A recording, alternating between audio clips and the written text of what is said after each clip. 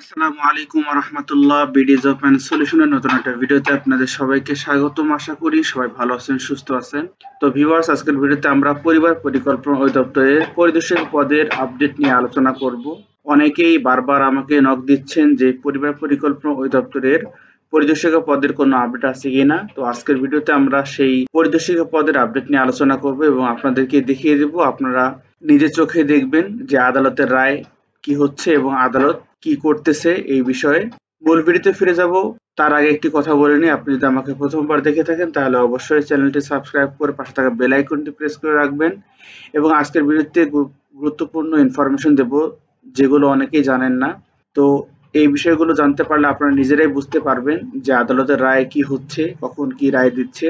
এবং যেহেতু আপনারা সকলেই চাচ্ছেন যে পরিদর্শিকা পদের একটা আপডেট শুনতে, তো আপনারা প্রতিদিন সেই আপডেটগুলো নিজেরাই চেক করতে পারবেন। তো ভিউয়ার্স, মূল ভিডিওতে ফিরে যাব ছোট্ট একটি ইন্টারভিউর পর। ততক্ষণ সবাই আমার সঙ্গে থাকুন।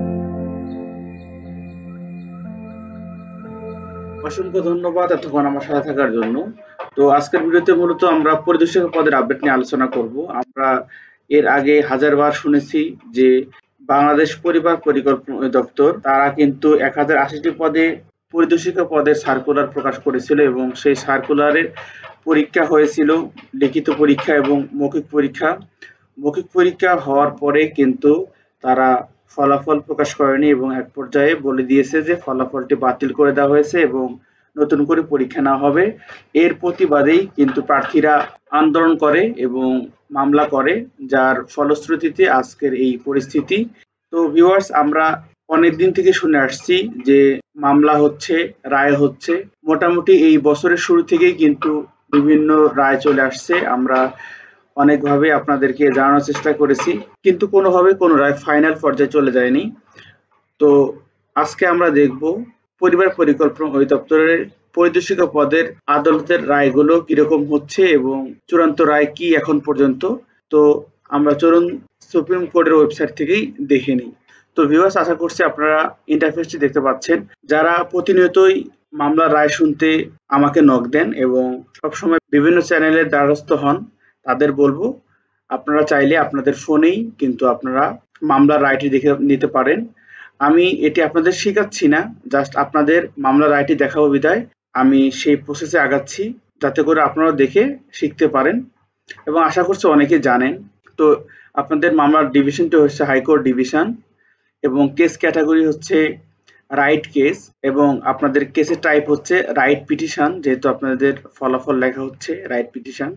এবং আপনাদের এই পরিদর্শক পদের কেস নাম্বার হচ্ছে 919 এবং 2024 সালে তো এই কেসে লেখা হবে। তো এই লিখে যখন আপনারা সার্চে ক্লিক করবেন তখন দেখবেন রাইট পিটিশন 919 লেখা থাকবে। তখন এখানে ক্লিক করলে আপনারা কিন্তু আপনাদের হিয়ারিং এর ওই ইয়াটাতে চলে যাবেন। তো ভিউয়ার্স, এখানে আপনারা দেখতে পাচ্ছেন যে শুধুমাত্র 20 তারিখের হিয়ারিং এর রেজাল্ট এখানে দেওয়া হয়েছে। বলা হয়েছে extend for 3 months and fixed for hearing. 3 মাস এটিকে এক্সটেন্ড করা হয়েছে এবং হিয়ারিং এর জন্য নির্ধারিত করে রাখা হয়েছে। এর মানে যেটি বোঝা যাচ্ছে সেটি হচ্ছে প্রতি কার্য দিবসে কিন্তু তারা তাদের হিয়ারিং ডাকবে, কিন্তু এর ফলাফল কবে প্রকাশ করবে, কবে নিশ্চিত করবে, এটা কোনো ফিক্সড নাই। যেহেতু 3 মাস বর্ধিত করা হয়েছে, 3 মাসের মধ্যে আদালতের রায় হলেও হতে পারে। তো ভিউয়ার্স, এখানে আপনারা দেখতে পাচ্ছেন যে 20 তারিখের পরে 23 তারিখ একটি হিয়ারিং এর ডেট ছিল, কিন্তু সেখানে কোনো প্রকার ফলাফল তারা প্রকাশ করেনি। এরপরে 29 তারিখে একটি হিয়ারিং ছিল, সেখানেও কোনো প্রকার ফলাফল তারা প্রকাশ করেনি। এবং আজকে একটি হিয়ারিং চলছে এবং এই হিয়ারিং এর ফলাফল আদৌ তারা দেবে কিনা সেটি দেখার বিষয়। তো যারা আমাকে বলতেছিলেন যে রায় কি হচ্ছে, তাদের বলবো যে প্রতিদিনই তারা কিন্তু হিয়ারিং ডাকছে এবং এর কোনো আলটিমেট গোলে তারা পৌঁছাতে পারছে না, কোনো ফলাফল তারা প্রকাশ করতেছে না। তো আমরা যতটুকু বলতে পারি যে যেহেতু তারা এখানে বলছে 3 মাস এক্সটেন্ড করা হয়েছে এবং হিয়ারিং এর জন্য নির্ধারিত করা হয়েছে এই 3 মাস। তো এই 3 মাসের মধ্যে তারা তাদের রায়টি জানিয়ে দিতে পারে। যেহেতু তারা 3 মাস বর্ধিত করেছেন এবং এই 3 মাসের মধ্যে আশা করা যায় তারা তাদের ফলাফল বা রায় প্রকাশ করবে। তবে একটি বড় চিন্তার বিষয় হচ্ছে, আপনারা দেখতে পাচ্ছেন হিয়ারিং কিন্তু ডাকা হয়েছে, হিয়ারিং হয়ে যাচ্ছে, তার কোনো ফলাফল কিন্তু তারা প্রকাশ করতেছে না। এটি ইতিবাচক সাড়া দেয় না বলে অনেকে ধারণা করেন এবং আমারও মতামত এটি।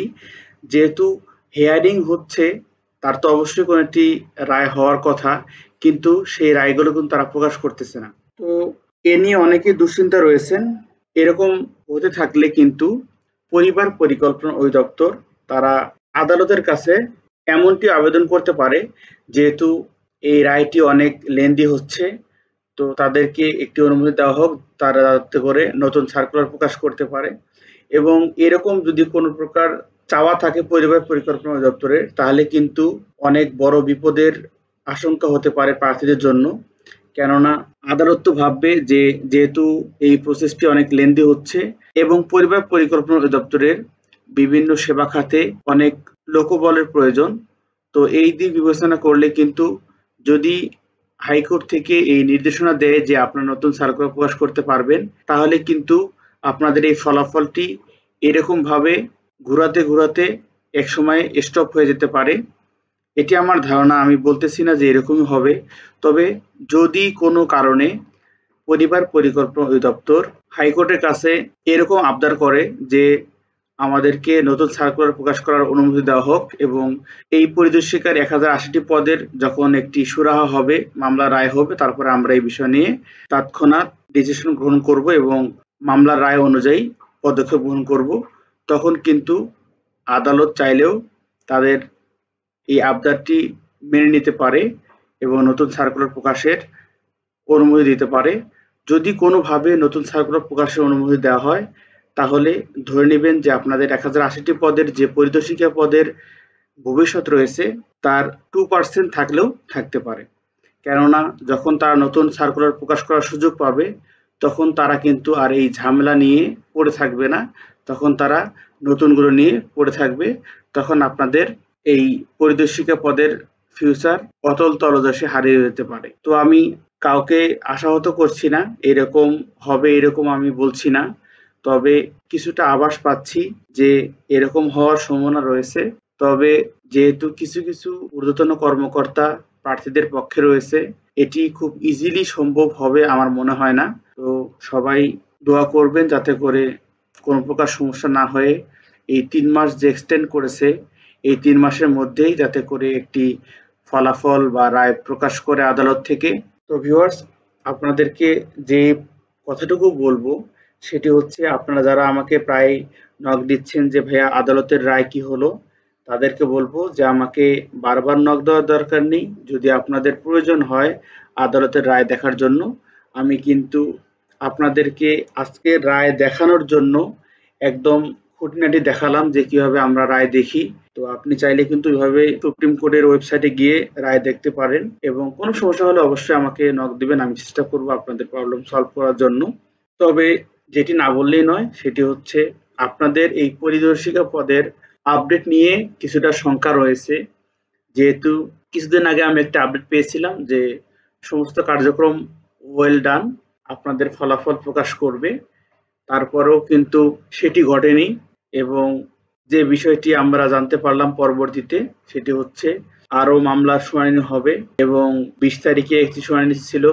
20 তারিখের শুনানির ফলাফল তারা দিয়েছে যে 3 মাস এক্সটেন্ড করা হয়েছে এবং হিয়ারিং এর জন্য ফিক্সড করা হয়েছে এই 3 মাস। এই 3 মাস লাগাতার হিয়ারিং হয়েই যাবে এবং এক পর্যায়ে হতে পারে যে ফলাফল তারা প্রকাশ করে দিল বা রায় তারা প্রকাশ করলো এবং সেই রায়ের ভিত্তিতে পরিবার পরিকল্পনা দপ্তর তাদের কার্যক্রম সম্পূর্ণ করবে।